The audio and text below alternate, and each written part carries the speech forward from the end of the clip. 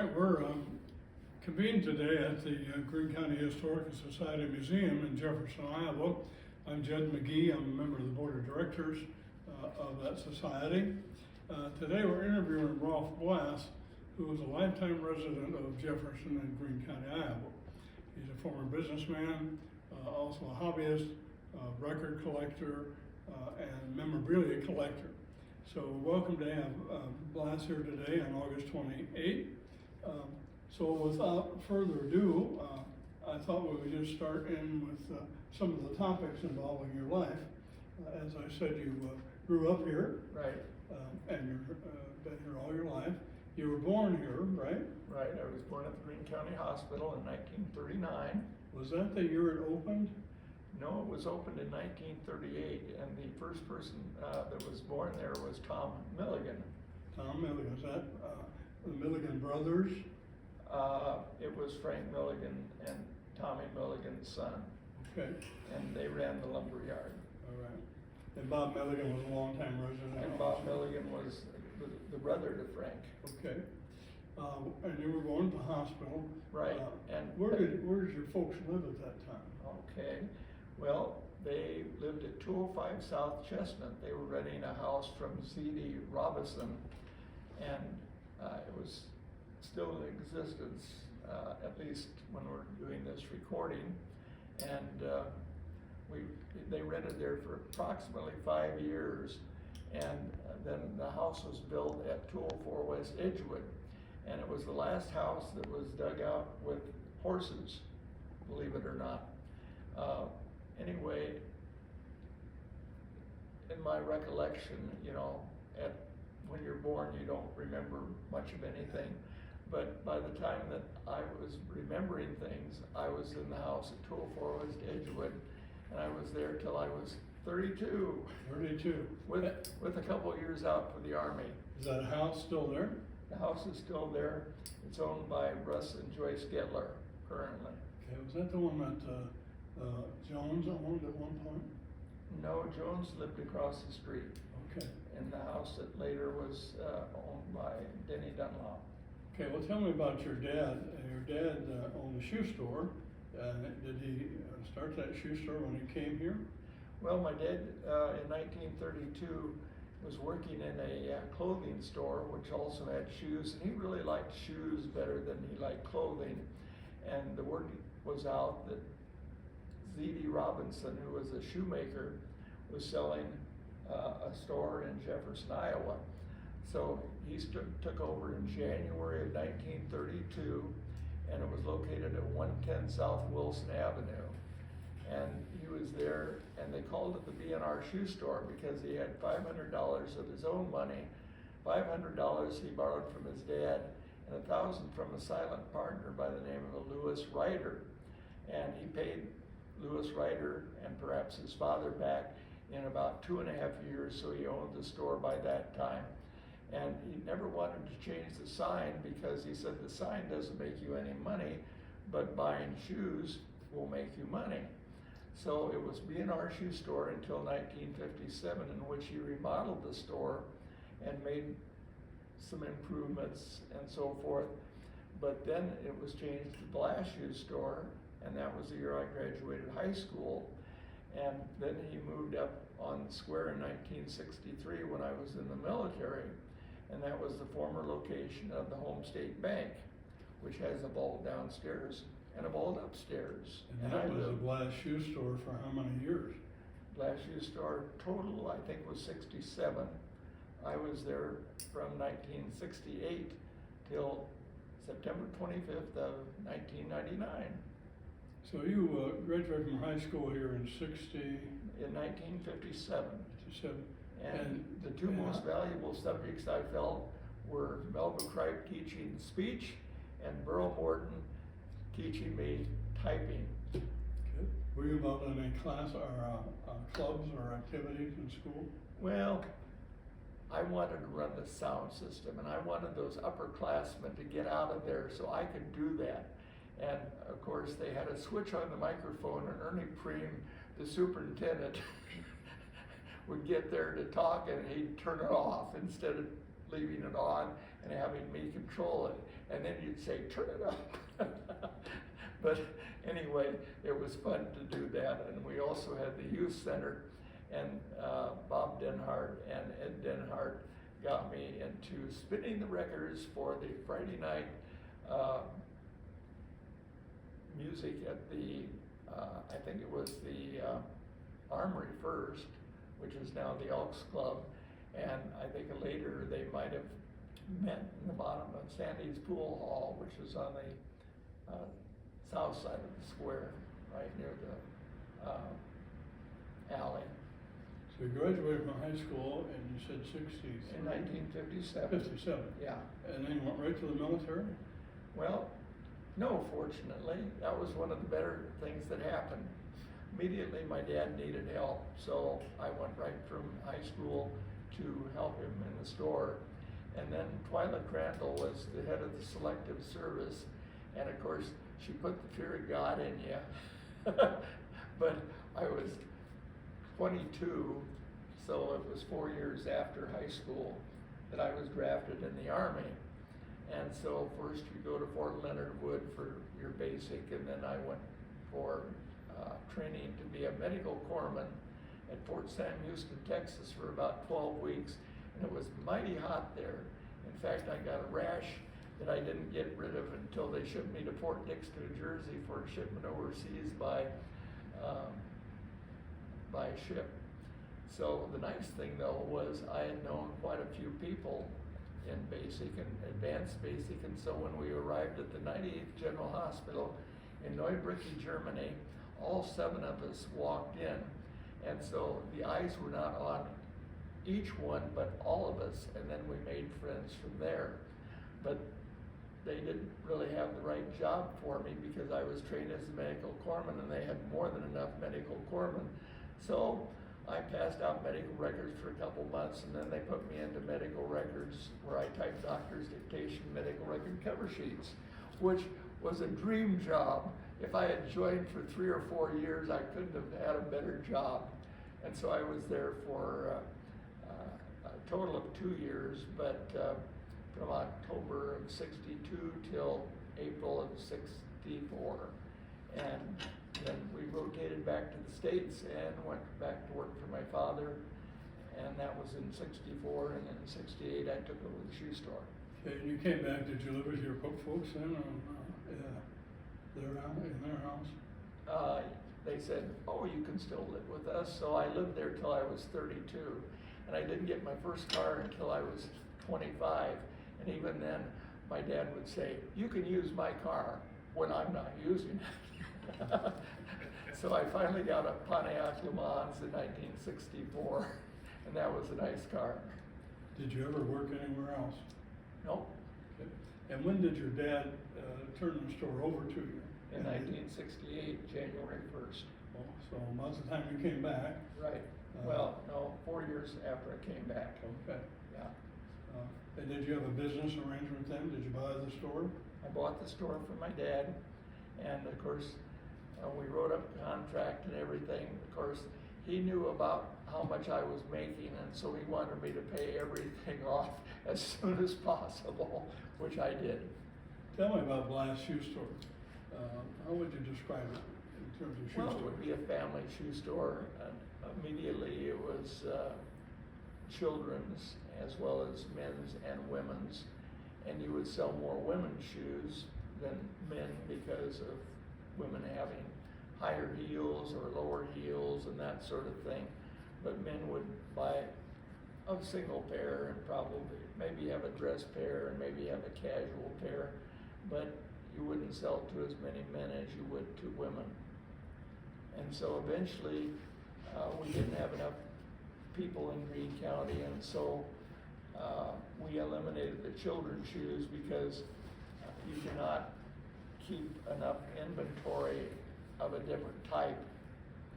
But it was a very And you also had competition, right? Yeah, we had competition. It was Brown Shoe Fit Company on the southwest corner of the square. But when we moved up into the square in 1963, there was a little bit more competition in that store on South Wilson Avenue. And so they ended up wanting to sell, and so they sold to O'Brien Shoe Store, which they had had a shoe repair shop when they came to town at 109 South Wilson, and then later they moved across the street and put in some consignment shoes. Well, as soon as Brown Shoe Fit Company wanted to move out, he bought their shoes, and then he was a full-fledged shoe store, later selling it to Bob and Naomi Parker. Were there 3 shoe stores at one time? At one time, just briefly for a few times. Now, when my dad came to town, I think there were 5 shoe stores back in 1932, because you had more population, you had bigger, smaller farms, and that sort of thing. But it was basically down to 2 shoe stores for most of the time that I was there.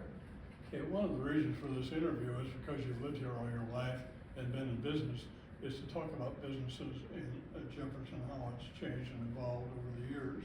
So let's go on the west side of the square. That's where your store was. Right. And let's start there on the corner. Was a drugstore, is that right? Yeah, Ralph Potter ran a drugstore on the corner. And I remember when I got out of school, I would go up there and get a Butterfinger and a Cherry Coke at the Potter's drugstore. Mary Marchant was behind the counter, and so we got to know each other pretty well. And then Harold Woodruff came in 1957, and he took over the 2 fronts of the stores, and it used to be Louis, and everybody knew Louis. It was Louis Tronchetti, and he had a soda fountain on the north side, and he had a candy kitchen on the west, or on the south side, and then toward the back were booths, and people would gather there after ball games or after school or whatever, but everybody knew Louis, and so Louis Tronchetti was very good, but his son decided he didn't want that. He became a farmer instead.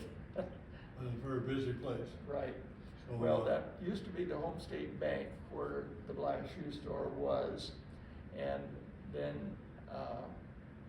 we would go north, and it was Charles and Ida Mae Gately owned Gately's Variety Store, and then later PM Place out of Bethany, Missouri bought that particular operation and were there for quite a number of years.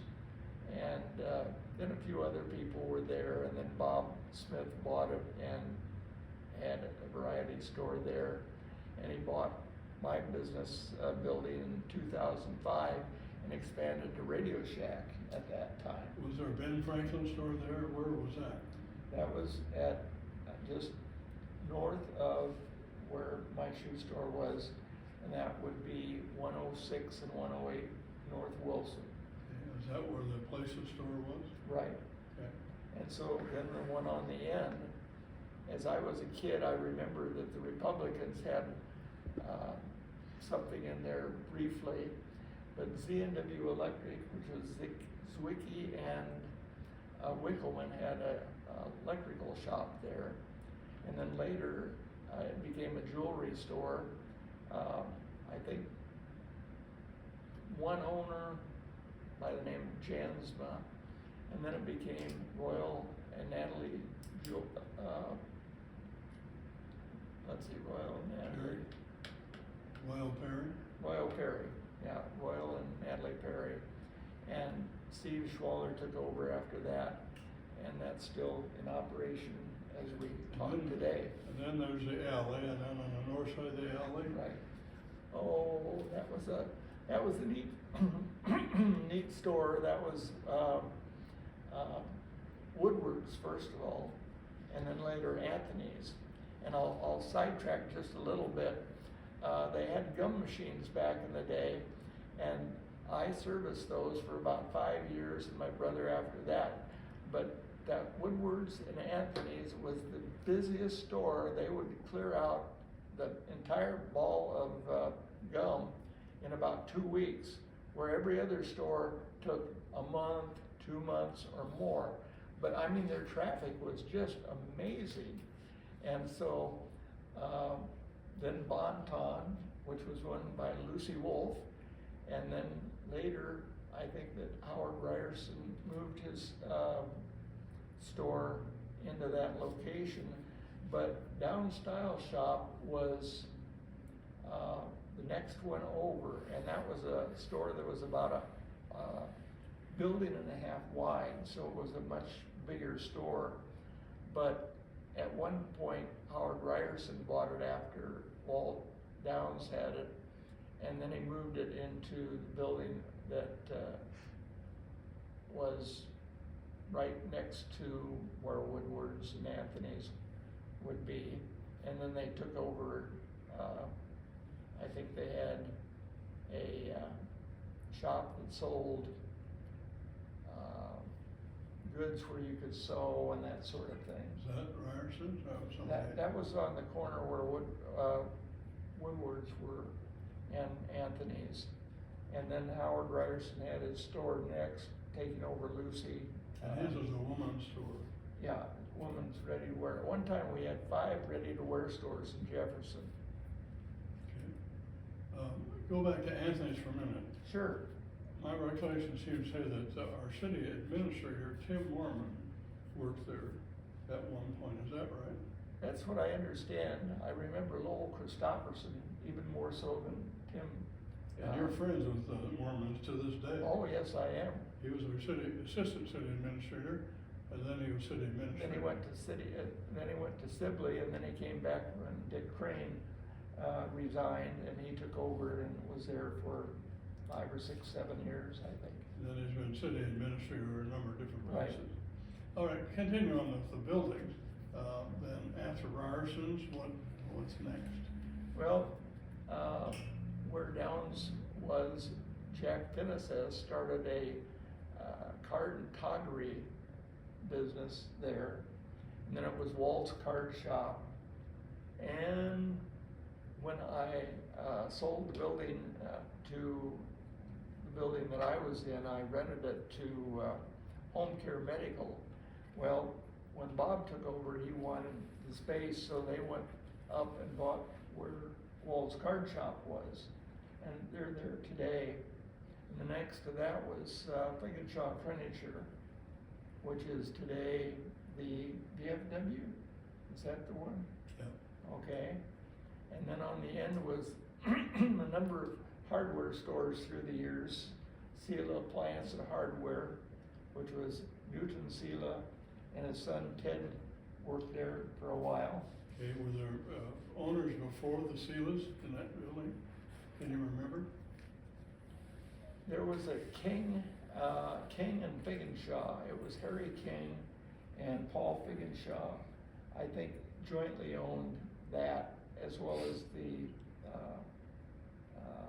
furniture store. But then for many, many years, it was Sela's. And then I think there was a Edwards and let's see, Dave Rocky had a store there. And I think it's Muir, and there may be some in between that I can't. Was there a Kretzinger that owned that at one point? I'm sorry? Kretzinger? Not that I know of. Okay. But it was Sela Hardware for a long time. Oh, for a long, long time. And it has a history, also a different history about trampolines. Yeah, in the basement, Bill Sorensen was married to Mary Jane Sela, and so they started weaving trampolines in the basement, and then they got involved with not only it was Delmer Van Horn and Meredith Schreiber, and they got it going, and then they eventually moved out into bigger space, and then Ted Sela passed away around that time. That was the beginning of the trampoline company. Right. Okay, let's go across the street then. That's the building on the corner. Then the next corner, tell me what was there. Are you talking the north side of the square?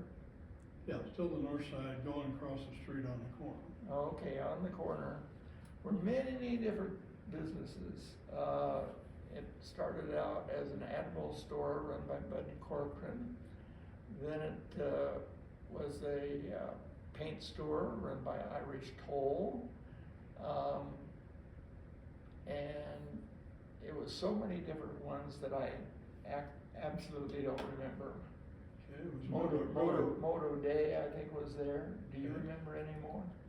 Miller Realty was there. Okay. Was Unger Insurance there at one point? Dick Unger? Well, I think we're talking about two different places. You're talking about the one that is where the Bean Herald is Yes, currently yes. now. That was a Harding shop many years ago, which was the ladies' ready-to-wear store. Two ladies, sisters, Bess and Winifred Harding, were in there, and they later moved to the south side of the square where Unger Insurance currently is. Okay. Then across the street were the Centennial Building. Tell me about that. Yeah, that was Hutchison Insurance at one point. It was Moto Day. It was the Lefty's bookstore. It was a lot of different businesses. It was just amazing how the turnover in certain buildings were phenomenal. You know, somebody would move in, somebody would move out, that sort of thing. But I mentioned the Bud Corcoran Admiral store at one point for a brief time.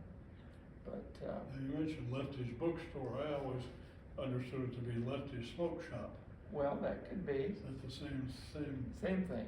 Okay. And they were located also near the Iowa Theater at one time, or now the Sierra Theater. Okay.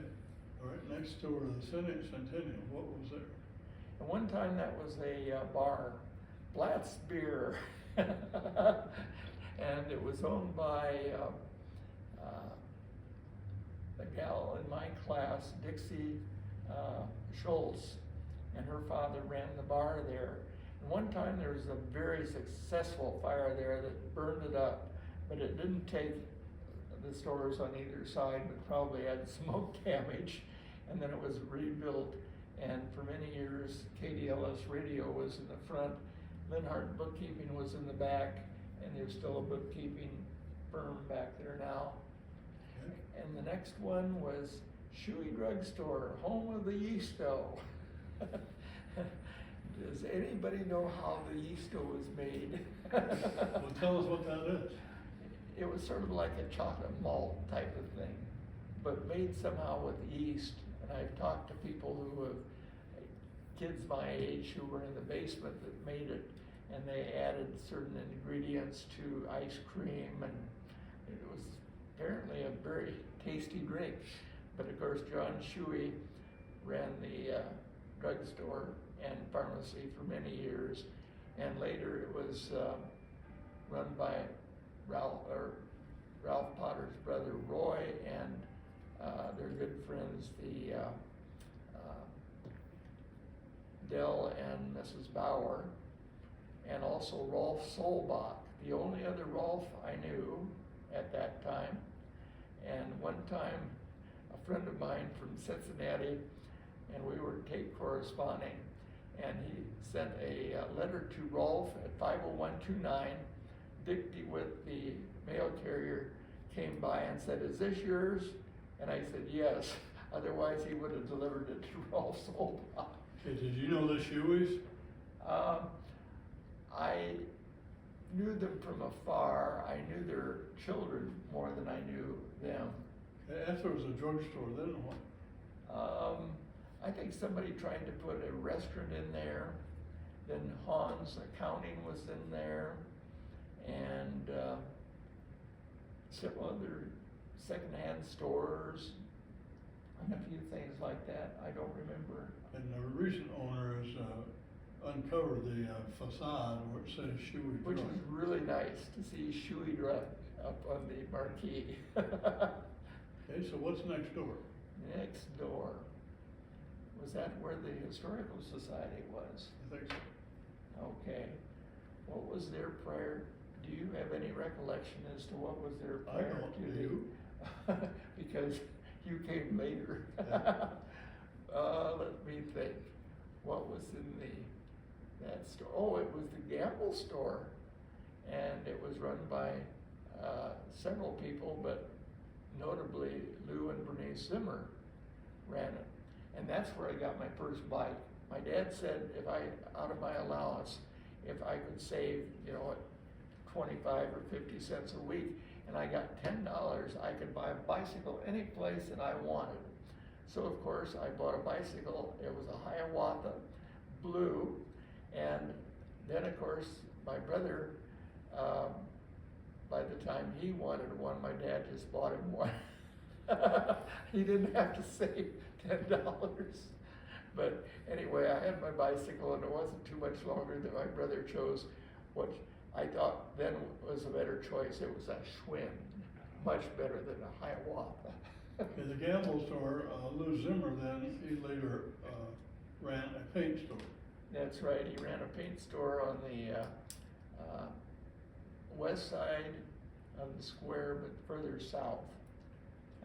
Closer south, actually farther south than the original B&R shoe store. It was McCoy Press. It was, I think A.J. Jungleward had an office there for a time, but Lou Zimmer was there when they had a successful fire and started at McCoy Press in about 1976 on a cold winter December day. And it also took out a collectible shop run by Pauline Richardson. Okay, and this is south of South Wilson. South Wilson. Go back to the gamble store. After Lou Zimmer had it, what happened to that building? Do you remember? Oh goodness, what happened? I don't remember if there was anything between Lou Zimmer and when the Historical Society built that, or had that building and started collecting stuff, and Bessie McClellan was always in charge during that particular time until later we got this wonderful building. It's right here. It used to be Finch Chevrolet, but before Finch Chevrolet, who started out in Scranton, it was Flat Chevrolet, owned by the father of Cindy Deal. And so, and before that, it was Cornell Chevrolet. Bill Cornell was here, and there was even a gas pump out front. Do you remember when you would drive through? Yeah, we drive through and. Where we're sitting, actually. Right. Is that right? You remember that? I remember that, yeah. And did you do that with your car? Oh no, that was gone long before I got that car at 25. Right, so the historical building was in that Gamble's building. Right. You know how long that was? How? How long it was there? Not really, no Okay, then. particular record. But next door, of course, was Oppenheimer Clothing Store, Chester Oppenheimer, who graduated from Jefferson, I think in 1925, but his father, Julius, started that store. And so then it was, when I was alive, it was Chester, and then later Lauren Durham started working for him. And Chester and his wife, which I should remember her name, Hazel, but anyway, Lauren Durham bought into the business, and then later it was Durham and Durham and Durham, because Jerry Durham worked there, Dave Durham worked there, and they also had a fellow by the name of Fred Neuendorf, who I remember fitting me in some clothes when I was in grade school maybe, or high school. So it was a fine clothing store, and but I probably digressed a little bit too much, because they were on the alley, and where I was describing Oppenheimer's was actually Shoppy's Cafe, run by Emmett and Neva Shoppy on the south side of the square, and then later Lauren took over both locations. You said south side, you mean the north side? North side, you're correct. And that restaurant was there for a long time? Oh, for a long time. You may even have here in the museum a menu, and you could buy a really good meal for like 85 cents or $1. And then their son, Bill Shoppy, took it over? He took it over for a while, and then later he took over the Redwood, which was on the new Highway 30, and he also ran the Truck Haven Cafe, I think. And then Cleta Lawton took over that. She was a really good cook. And so I think that pretty much covers the north side up to the alley. And then the next one was the Jefferson State Bank. And as I recall,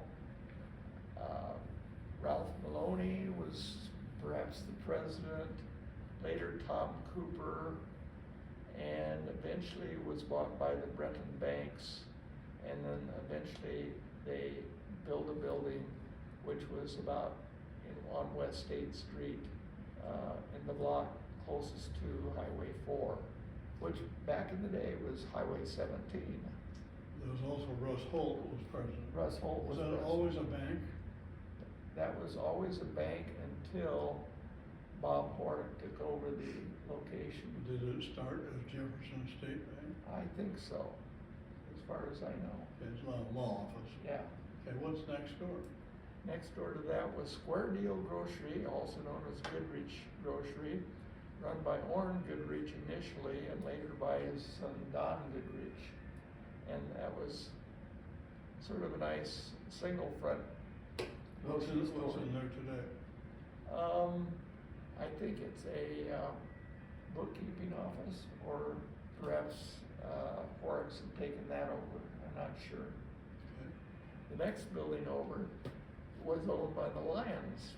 First it was a barber shop, and trying to think of Marvin Lyon's father's barber shop.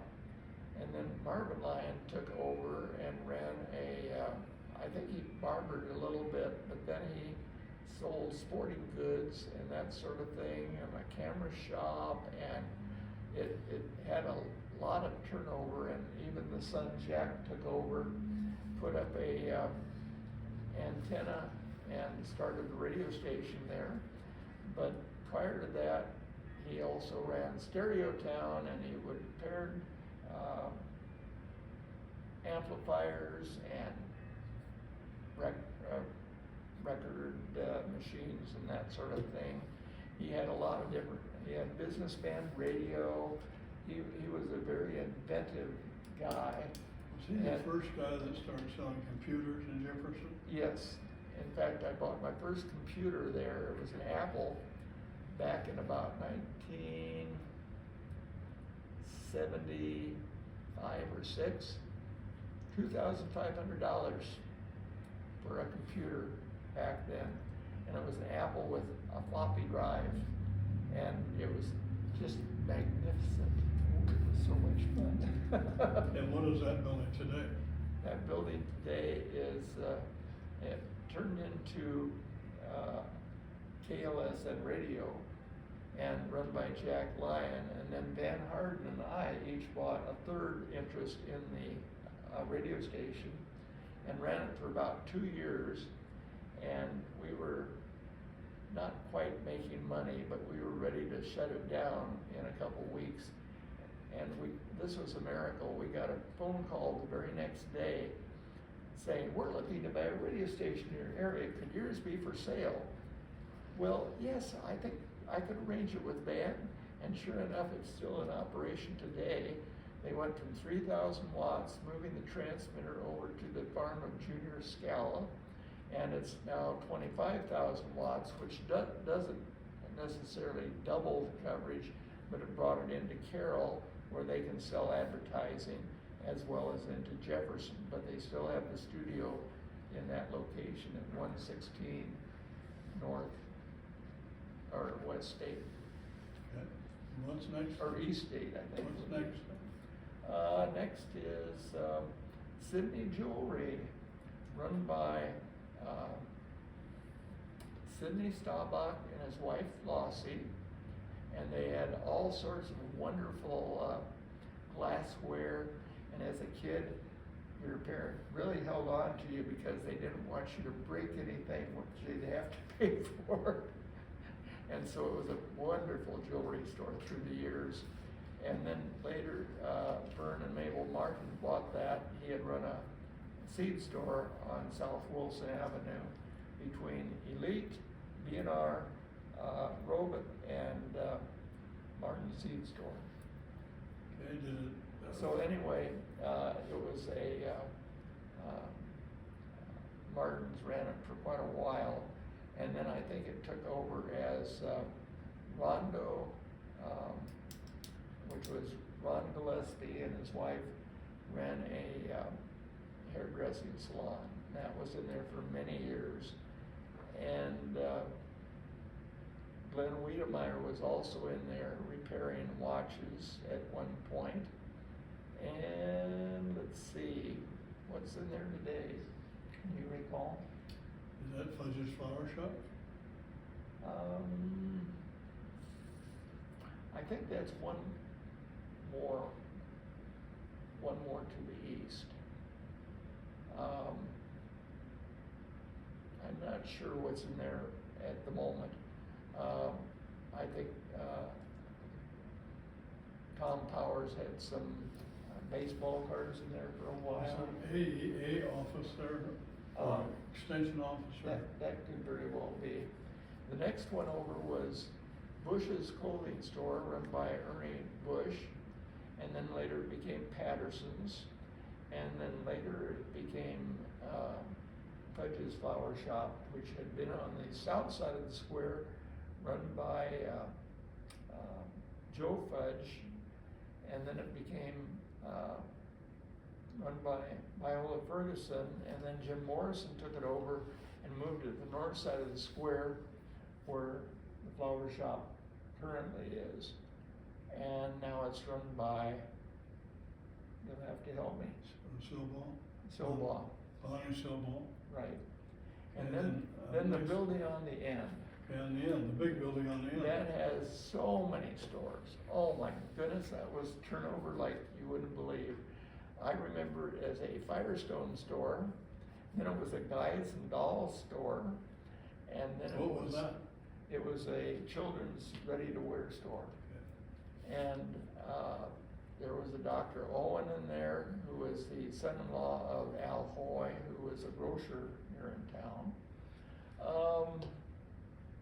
And let's see, right now it's Lanthaller's photography. But I think there were any number of other things in that particular building through the years. Yeah, let's change direction just a little bit. Sure.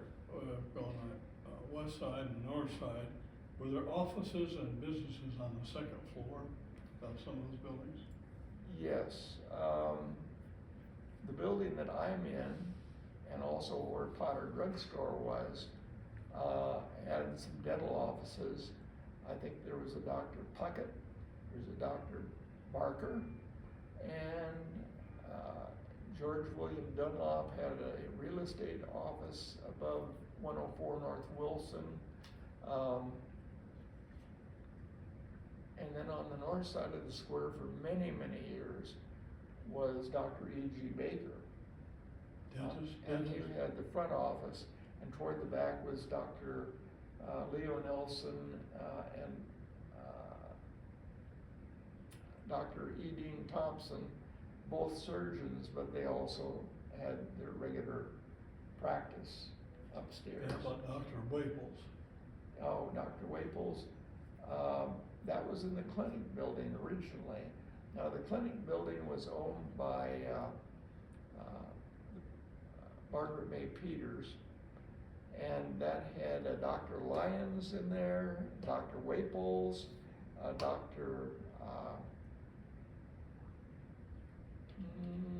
me think, Dr. Brinker, I believe, and that was torn down.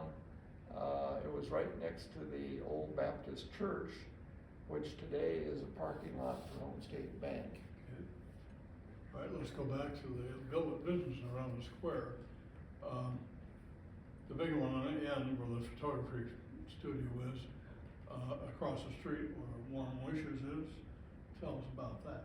Are you talking about the one in the block where Sierra Theater is? Next, one on the corner? On the corner. That turned over a lot of times. I remember Friendly Food run by Fulmer Fayborg in that location. And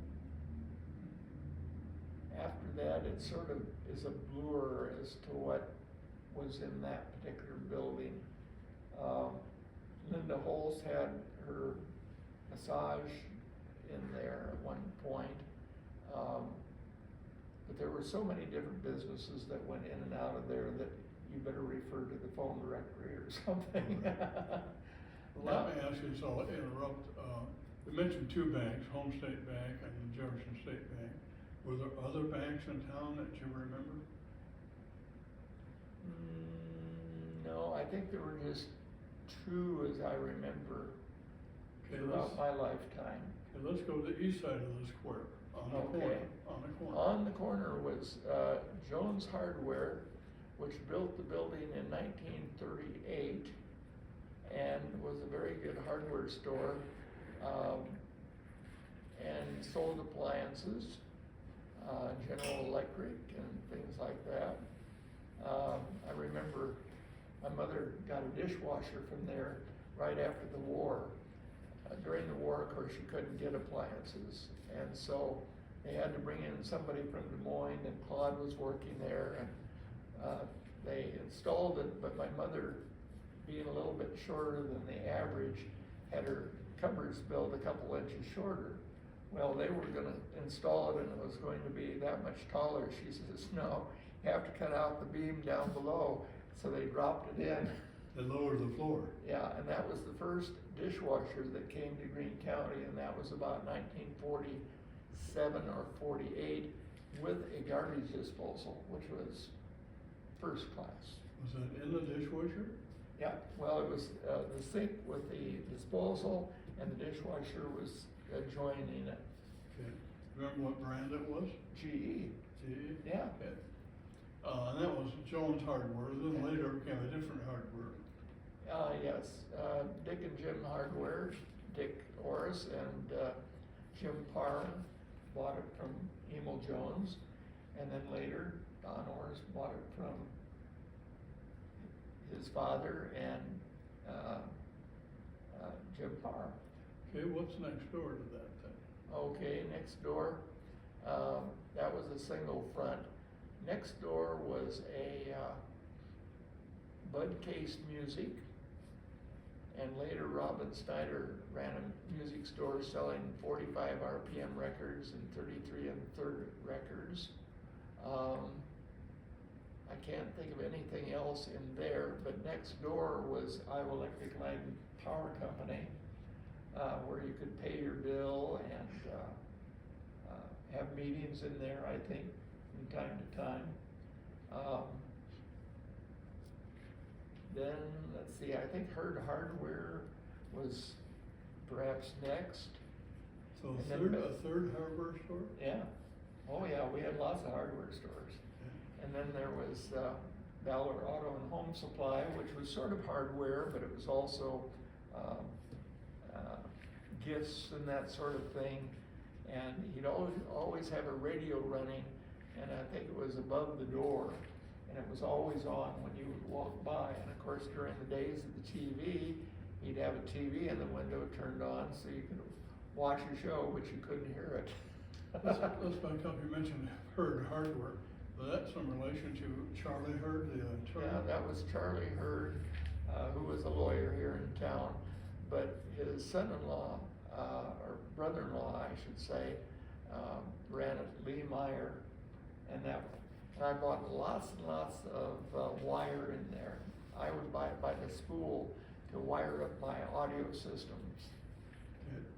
Okay, let's talk about Valor Store. In my recollection, that was probably the most unique store in town. And can you say why?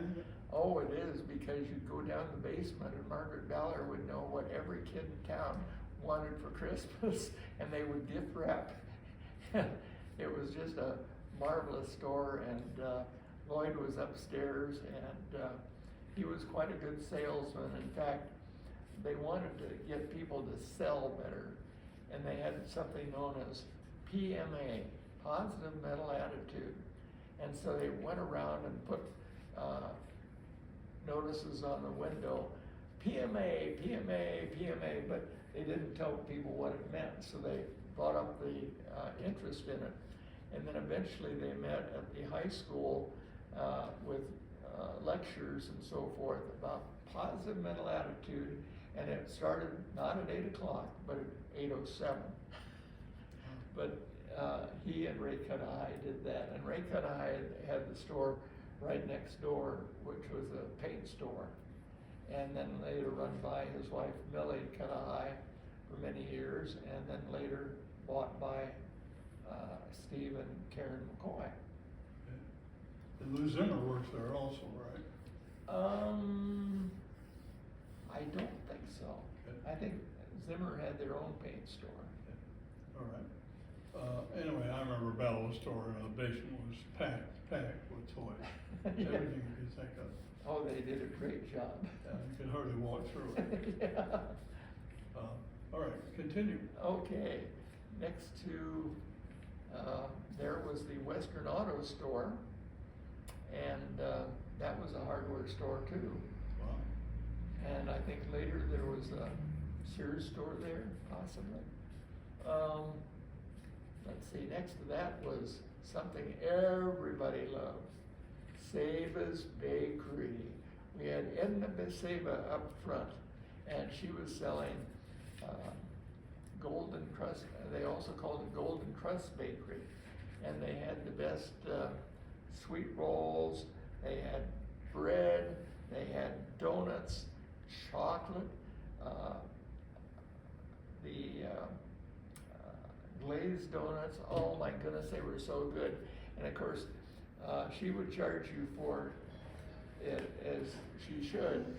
But the interesting thing is that the paper boys would stop in the back and get free donuts from Seba, who was in the back, and his name was Seba. Do you know what his background was? Armenian, I understand. Anything else about that bakery shop that you remember? It was just so good. You'd go in and the smell was just phenomenal. And oftentimes my dad would stop, especially on Saturdays, and pick up something to eat for the weekend. So that was very, very good. Okay, continue.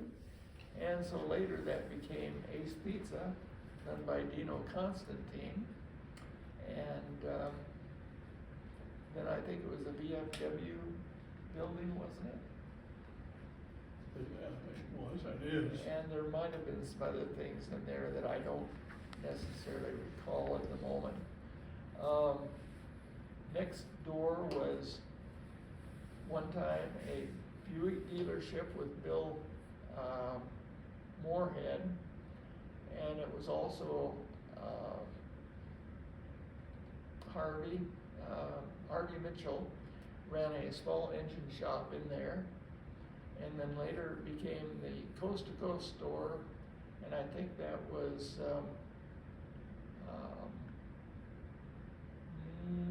George Stoll ran it.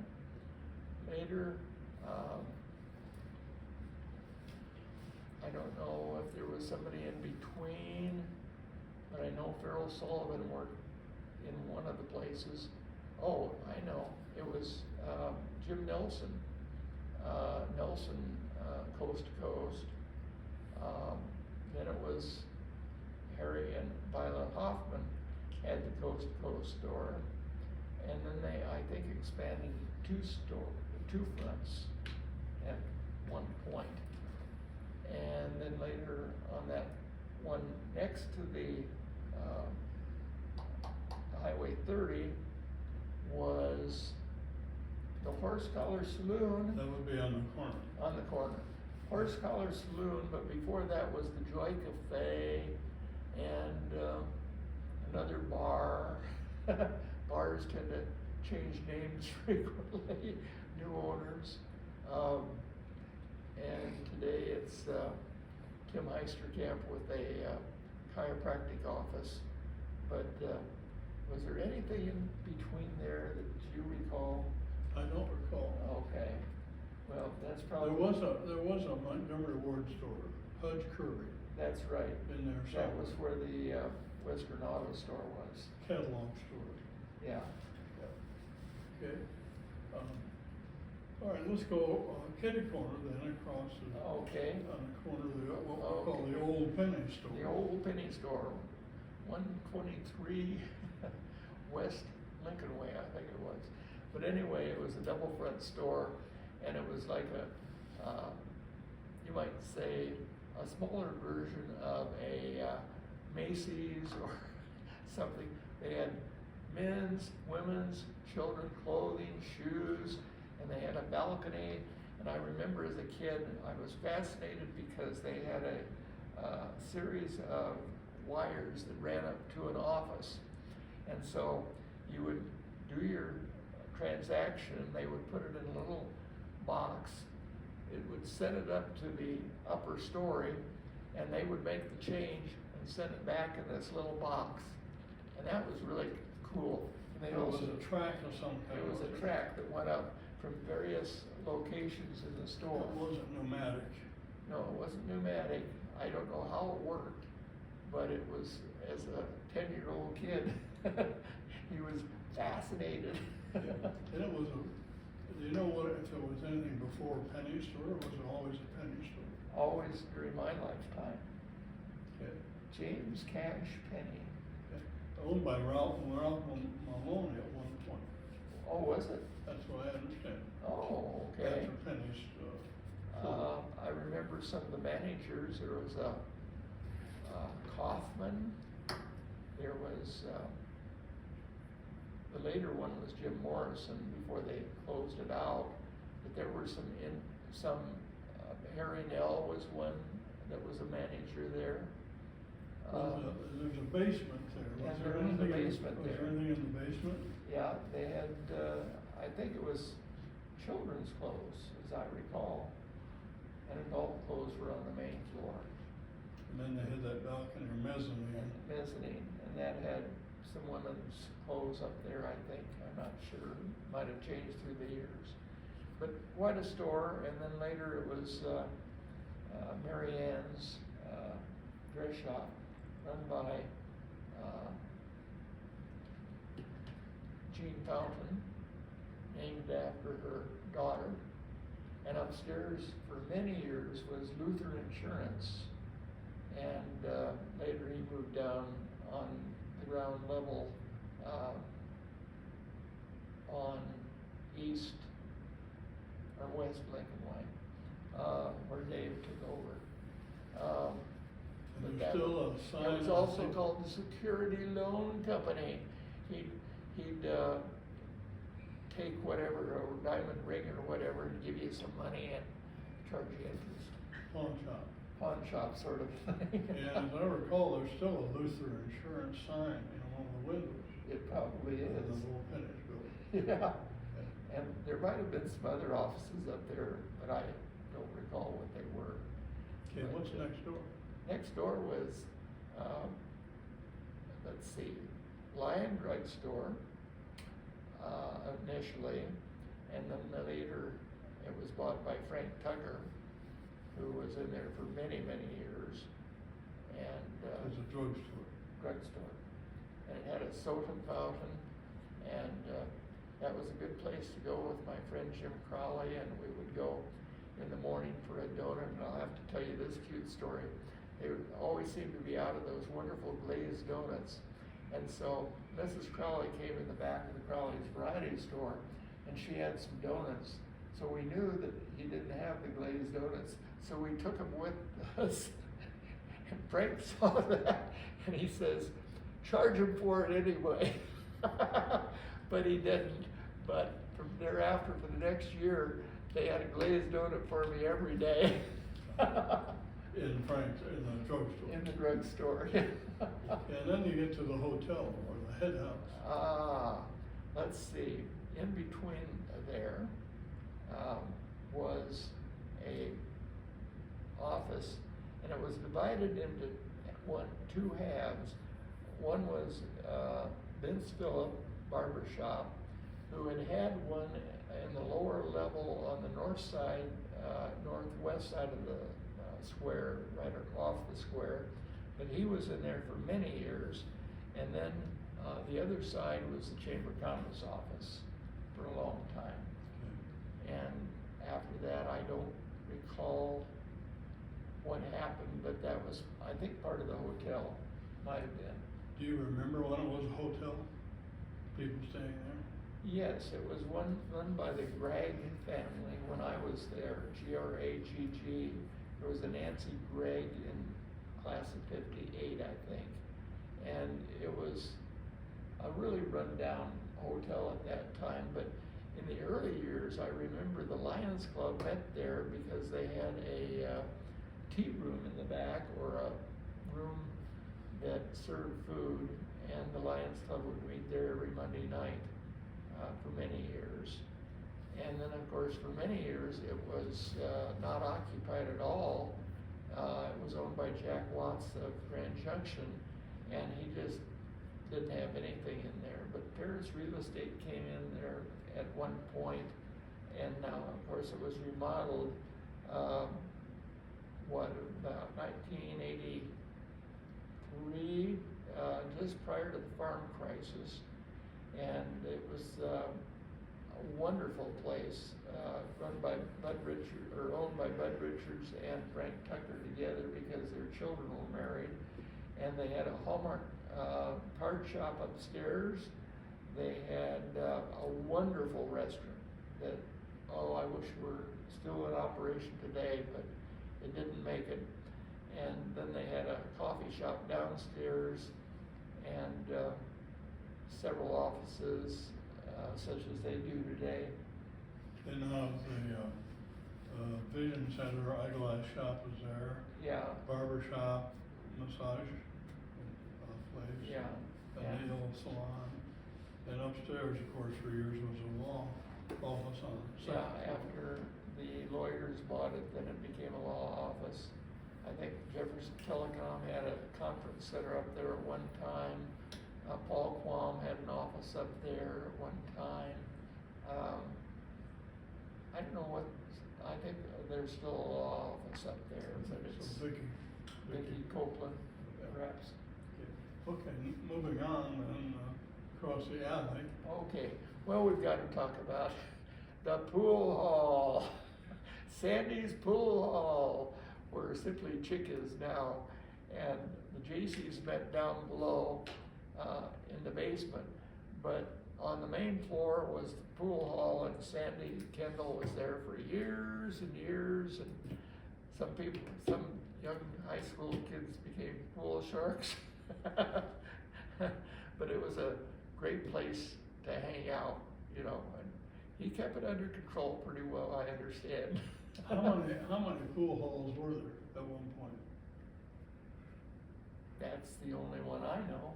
Okay, was there one on North Wilson, where the coffee shop is? Oh, okay. Yeah, that was a bar, wasn't it? Okay, well, I don't know. I don't remember that.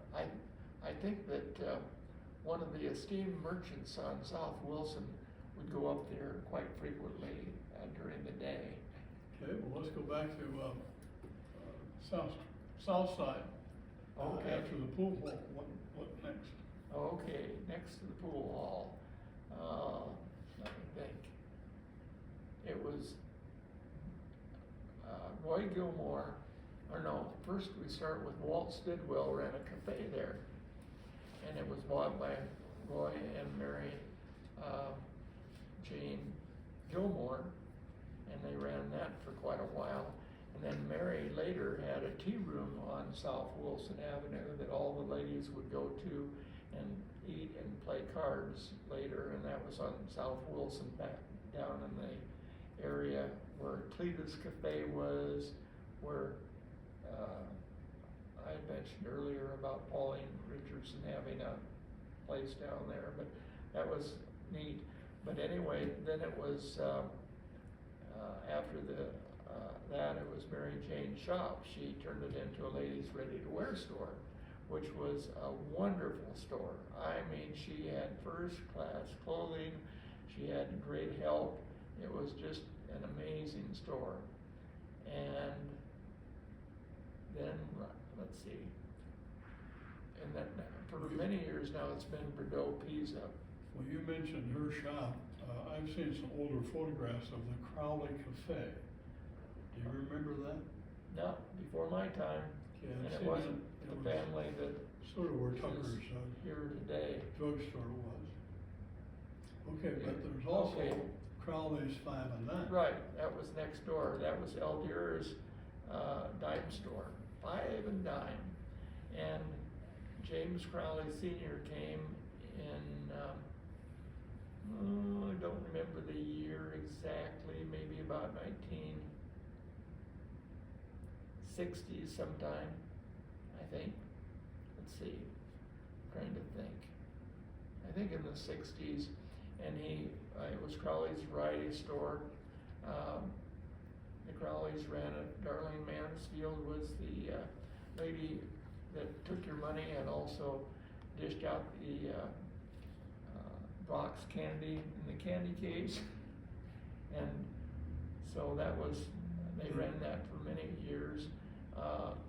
After Crowley's, Did Jim and Lila Crowley run it at one yes, point? Jim and Lila ran it. And then for a brief time, Lila started a dress shop called Lila's. And that was there for a couple years. And then after that, I'm trying to think what, the Sprinter's Box. Okay. And they were on the north side of the square in that same building where Moto Day and Hutchison Insurance and all of that were first. But they were in there, and they're still there today. Don and Gene Feldman running the Printer's Box. Okay, then what's next? Next was, in my time, it was a dual store. One was a restaurant run by Jim Ball, and another time with Bonnie Steinfat, and it turned over several times, but it was a neat place to catch your coffee or have your noon lunch or that sort of thing. And on the other side was Claire Ferguson, who was a barber, and he was there for many, many years. And I'm trying to think who might have gone there afterwards. I'm sure there were several other barbers that took over after Claire Ferguson. Now we're up to the corner yet? Okay, well, we're getting close. So anyway, next door, that's currently the Rasmussen Law Office. Okay, the next door was the Harding Shop. And my dad bought that particular building for an investment. And it was owned by, or it was Winifred Harding and Bess Harding were in there. And then after they closed out, my dad put the new front on the building, the brick throughout the front. And then it was sold to Jim Unger's father, Dick Unger, and then Jim took it over, and that's what it is today. So a shoe store in there somewhere? Shoe store's on the corner. On the corner? On the corner. Peony Restaurant. It was the Jefferson Bootery, and it was owned by Briggs Robertson, who later moved to Tucumcari, New Mexico. And my dad stopped to visit one time on the way to Arizona. And the interesting thing there is my dad had a slogan, "We're on our toes to serve your feet." Well, Briggs Robertson liked that so well, he was using Tucumcari, New Mexico, which was fine with my father. But anyway, it was Jefferson Bootery, and then I think Brown Shoe Fit Company came to town, and then of course it was O'Brien's, and then Parker's, and then later Bob Ehring moved the Durham clothing store down there and changed it to the Establishment, and then it became the Peony Chinese Restaurant. Okay. Across the street to the west, where the hearing aid office is, tell us Okay. about that block going south of Okay. Wilson. Down below was a barber shop, and up above was a bar of some sort. And I remember that they even had haircut wars. Cutting your hair for 15 cents or something. Oh, I'll do it for 10 cents. It was sort of a fun war. But anyway, on the upstairs was that, and then I think later Miller Realty was in there with Luther Insurance. Okay. Well, let's change direction a little bit. The Mahaney Tower was built in what year? It was built in 1966, I believe. Okay, and when that point At you least were it was working at your, dedicated October 16th of 1966. at that point you were working in your shoe store. Right, Okay, so you got the front row seat watching that. that's right. I had a good view of the west side of across the square, but I don't now. It blocks the view.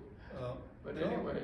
Tell us about that experience watching it build. Okay, it was I think a firm from Sioux City or someplace, and they dug into the ground to anchor it, I guess.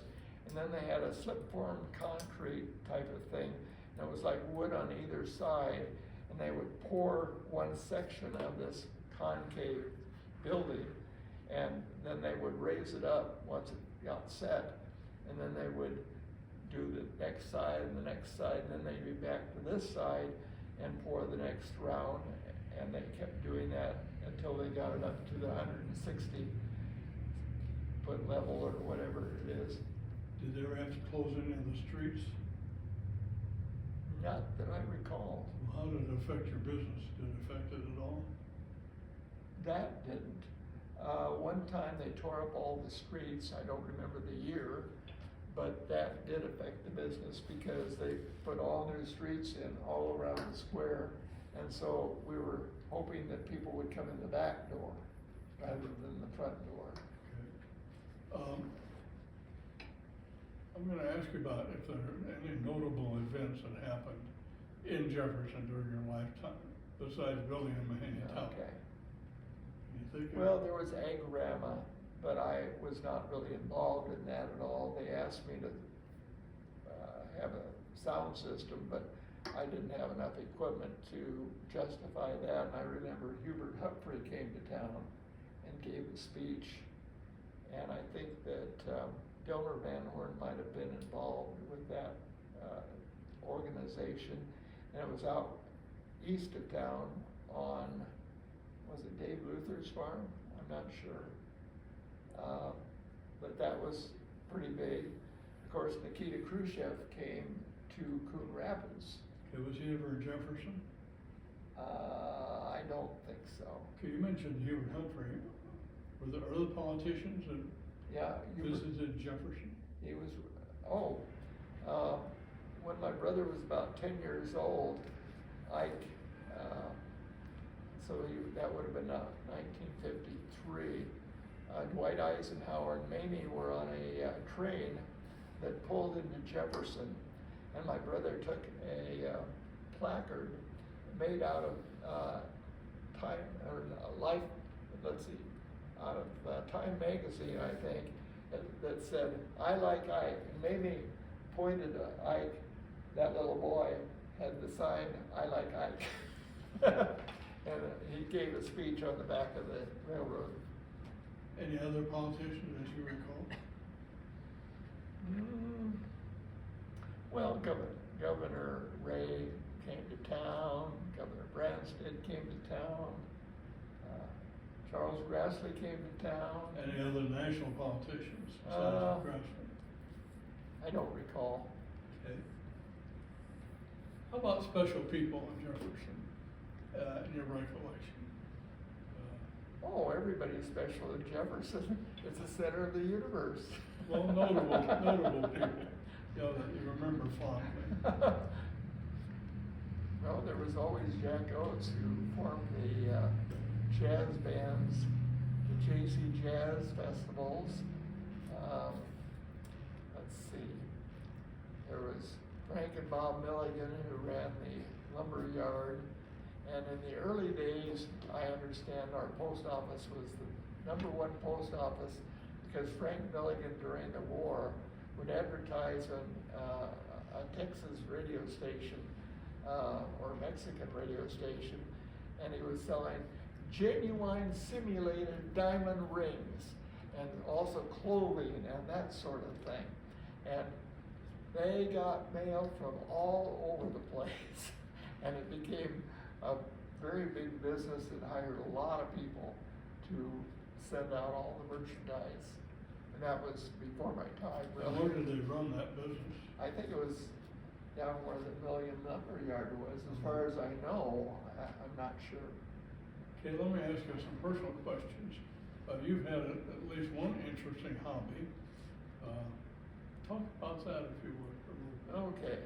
Well, I was always interested in audio, and so when I was 11 years old, my uncle in Fort Dodge had passed away at about age 37 or 8, and I knew that he had gotten a radio phonograph and wire recorder, a Silvertone from Sears, and so I implored his widow to sell it to me, and she did for $35. Well, $35 in 1951 at 11 years old was a lot of money, but I was able to buy it from her, and that was the hub of my system. I could record a 30-minute radio show, I could record a 78 RPM record, I could talk and listen to myself. That was really fun. And then of course I wanted a tape recorder. So Fred Connery, who ran a store in Boulder with my dad, furnished one at cost, I think. And I remember my dad was very smart. It was a Saturday. He had it in the trunk of the car. We ate meal first. And he says, go out and look in the trunk. And I says, what do you want me to look in your trunk for? He says, you go out and look. There was a Webcor tape recorder, and it had tubes in it. And by the time I shut it off, it was so hot you could fry an egg. It was so good. And then later, a second recorder, and a third, and a fourth. And I started exchanging tapes with friends. I remember one fellow in Cincinnati, Bob Schwartz, ran an ad in Tape Recording Magazine. Hi, my name is Bob. Send me a tape. And so I sent him a tape, and we remained friends until he died a year ago today. And so, anyway, that was the start of it. And then there were tape recording clubs. And so I got to know John Ott in Pittsburgh, Pennsylvania, who I still communicate with. Tom Whitley in Salt Lake City, Utah, that I still communicate with, and quite a number of other ones overseas. There's a Dag Pinsos in Stendal, Norway, that I correspond with, and of course we do it now by email, and that was a fun hobby. At one time I had 30 contacts. Were you a ham radio operator? No, never a ham radio operator, only I would go down to the post office and mail it off, a 3-inch reel, probably cost 15 cents or something. But we communicated, and what you would do is you would listen, you would take a few notes, then you would do like we're doing today, just talk. And if you wanted to, you could play a record or something like that. You taped a lot of old radio shows. Yes. How many would you say? I had about 3,000, but a friend of mine, J. David Golden, started a business, and he sold it as Radio Yesteryear. He sold reel-to-reels, cassettes. Later he had records, and then he also had CDs. And in fact, even won an Emmy on one of them that had all of the beginnings of all the radio shows through the years. And it was always fun to listen to Fibber McGee and Molly. I remember there was a fellow by the name of Martin Durenberger in Minneapolis who worked for WCCO, and a George Lilly in Cedar Rapids that got to know somebody at Johnson Wax. And they had all these discs of Fibber McGee and Molly, 15 minutes on each side, and they transferred them to tape, and then they went to all the collectors eventually, because you'd get a recording that somebody else didn't have, so you'd send them your recording, and they'd send you something that you didn't have, and that's how you would get that many. And you in effect have what I would consider almost a recording studio in your apartment. Yes. Here, both here and in Sun City. That's right. Okay. Any real memorable experiences about that hobby and about that experience? Well, I think it was the fun of the friendships that you made from afar. And with some of these people, I've traveled. We went to Expo 67 in Montreal. We went to Expo up in Vancouver one time. I've been to Pittsburgh many, many times with my friend John Ott and his wife Charlene. I was in their wedding party. You know, you made good friendships. There was a fellow by the name of Dizzy Greer, who in person was rather depressing, but on the tape, he was the most spectacular guy with the greatest skits you ever saw, and we visited him. Okay, you mentioned travel. Jane Sorensen, who's one of our contemporaries and friend, you've traveled with her in her travel agency many times. Right. So how many countries have you been to? See, initially to get my travel, I traveled in the military, and I was only making $78.90 up to $123, but we could travel, and I spent all the money that I had traveling to 10 different countries then. Since then, I probably traveled to 50 maybe, I don't know. I'd have to sit down and think about it. But the very first time was the time that I was waiting on Dr. Nelson's wife, Helen Nelson, and she said, Doc and I are going to Australia, New Zealand, and Jane's planning a trip, but she hasn't announced it yet. As soon as she walked out of the store, I walked up to Bud Travel, and I said, Jane, I'm going on your trip to Australia, New Zealand. And that was in February, which is 6 months difference as far as how the country is, as far as the seasons, you might say. And so that was when I was 47, and I didn't stop traveling after that. Many, many different countries. And my two favorite countries are still New Zealand, and the second one is Ireland. I mean, the people are friendly. It's a wonderful place to visit. The people are so nice. Australia's almost like the United States in a way, except that they have desert in the center of the country and only the bigger cities on the outlying areas of the country.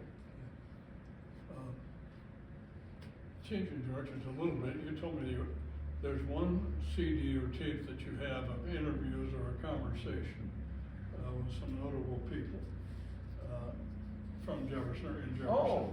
Jefferson's history. Tell us about that. I think everybody should listen to the tape that I made. I think it was 1974, in which people who had traveled with Floyd Mahaney, he had a bad back, so he hired high school students and so forth. And so they gathered around my kitchen table and talked about Floyd and Dora for about 80 minutes. And so I unplugged my refrigerator so it didn't go on during that time. So it's still a perfect recording with Francis Cudahy, Virgil Bookmiller, Doug Schreiber, Wayne Winey, and it was started by, as moderator, Dr. J.K. Johnson. It's a fascinating story. It's on CD. You can buy it at the Tower. You can listen to it at there's a copy here at the Historical Society, and I think the library has a copy. And I'm happy to give more copies out.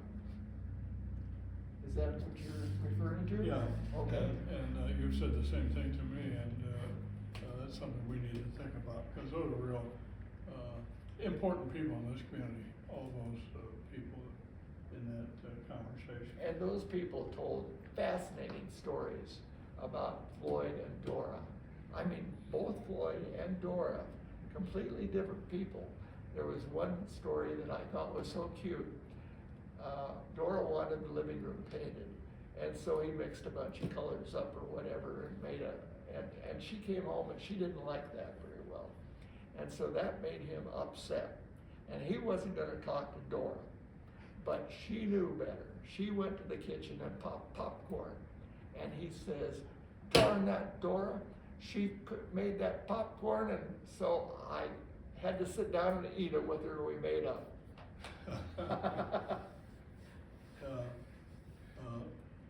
Did you know the Mahaneys? No. Okay. Both gone before you could. Well, Floyd died in 1947.